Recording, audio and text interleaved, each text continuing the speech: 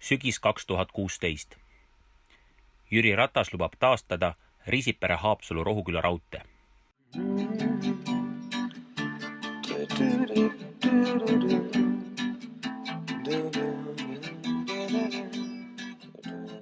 Viiendal novembril 2016 Keskerakonna kongressil valiti erakonna esimeheks Jüri Ratas.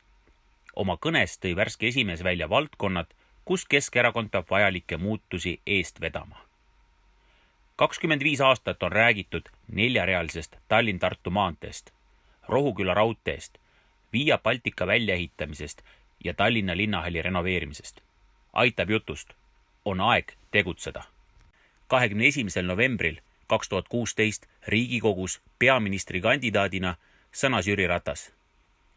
Ma arvan, et kui see raudtee peaks kunagi taas Haapsallu jõudma ja ma toetan seda, et jõuaks, siis see peaks tegelikult sealt 10 kilomeetrit edasi kuni Rohukülani välja minema.